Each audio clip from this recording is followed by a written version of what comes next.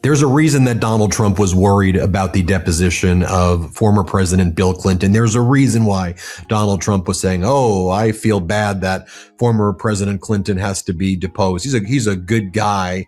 Because Donald Trump remembers the things that he would tell former President Bill Clinton about Jeffrey Epstein, and specifically, Bill Clinton spilled the beans about it during his deposition.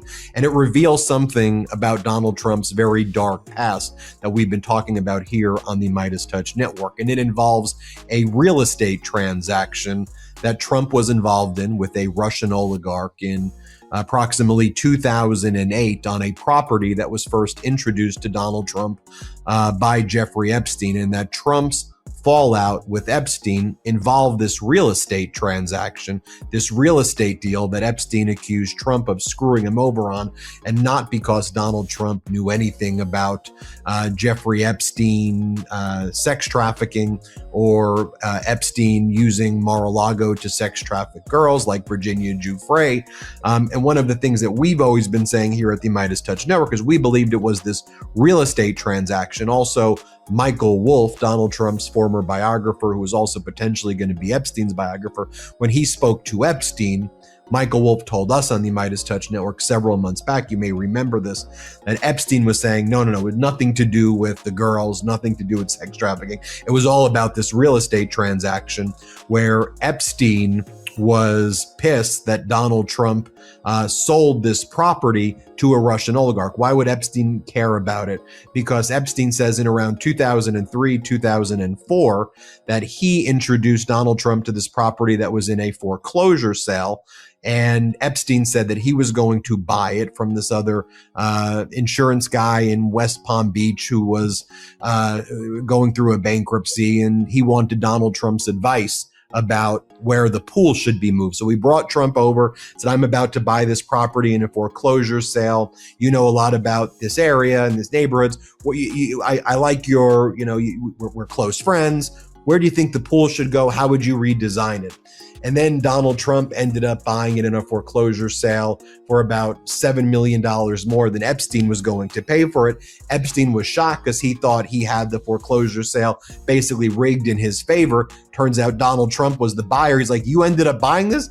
I was showing you that this was going to be something that I was going to get. I was just asking for your advice and you scooped this from under me. Then there were potential threats of litigation against each other. And one of the things that Epstein told Michael Wolff as well is that he wasn't sure also if Donald Trump was one of the people who was kind of cooperating ultimately with some of the criminal investigations, because he was worried that Epstein was going to sue him and knew about this deal where there may have been additional improprieties. And what additional improprieties might there have been? Well, in 2008, Donald Trump sells this property that he got from $41 million, and he sold it for approximately $125 million to a Russian oligarch by the name of Rybalov. And so this guy Rybalov gets it in 2008. Actually, it was about $95 million of what Rybalov paid for it. So Trump made basically double the money. There apparently wasn't a lot of renovations that took place. Rybalov then says he's going to help his daughters, move into the house. He ends up kind of destroying the home. It just turns it into rubble. And that's the end of that home. And so people were wondering, and Epstein had always wondered, I remember at that time, Donald Trump had gone through bankruptcies. How did Donald Trump even have the money to do a $41 million all-cash deal on the foreclosure sale? Were there not? These were questions Epstein was asking. Any links originally to the Russians? Did they have any help in initially purchasing it such that they knew there was going to be a sale eventually? Was it part of some, other thing going on there? But that right there was the falling out that Epstein had always mentioned. So in the deposition of Bill Clinton, when he was asked, well, did you ever hear anything about Jeffrey Epstein from Donald Trump and about Donald Trump having, any interactions with underage girls? Did you hear anything like that? And what Bill Clinton said is, well, what I basically, we can see the tape, but what I heard from Donald Trump is that it had nothing to, their fallout had nothing to do with underage girls or anything like that. That's not what the issue was ever. What Donald Trump said was that there was some transaction that took place. There was some issue over financial stuff. And that's ultimately what caused the relationship to sever between Trump and Epstein.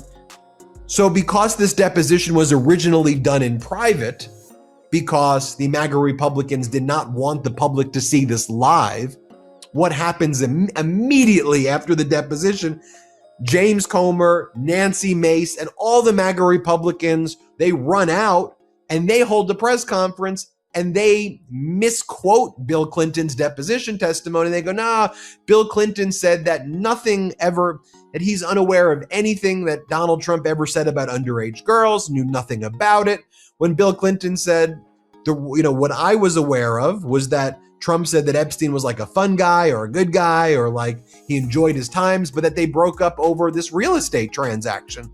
And the MAGA Republicans kind of misquoted what, I'm paraphrasing it there just to be clear, but they then kind of misquoted Clinton and said, Clinton exonerates Donald Trump about Epstein. So I just want you to think about it. They then use Clinton as a character witness for Donald Trump and say Clinton exonerates Trump when Clinton did the opposite, actually. And Clinton said, here's what I know. I want to bring in Harry Littman from the Talking Feds YouTube channel, Talking Feds Substack, and Talking Feds podcast. Harry, so that's what went down at that deposition. But it really, I've always said, focus on that real estate transaction. And if you go through the Epstein files too, the ones that were produced by the estate, even before all of these records, there is a message from Epstein to Ghislaine, and they're talking about the feds and others engaging in an investigation. And they mention the West Palm Beach property. They mention the seller. They mention Trump. They mention that. So I was always like, that's the big thing. Focus there. And Clinton mentioned that in his deposition. Yeah, Ben, you and Midas really were well ahead of the game here. I mean, in some ways, the revelations that everyone's been waiting for, they've been revolting and lurid, but not exactly a surprise. It's what people were focused on, some of the whole sex trafficking, some surprises in just the sheer scope. But what's really come out that struck people as a surprise is the way that Epstein operated as, I heard someone put it well this way, a concierge to the high and mighty. Why did he want, besides his own whatever sexual perversions, why did he want to run this whole island and be a purveyor to all these people? Because of his own kind of business desire. So he's into all kinds of shit. So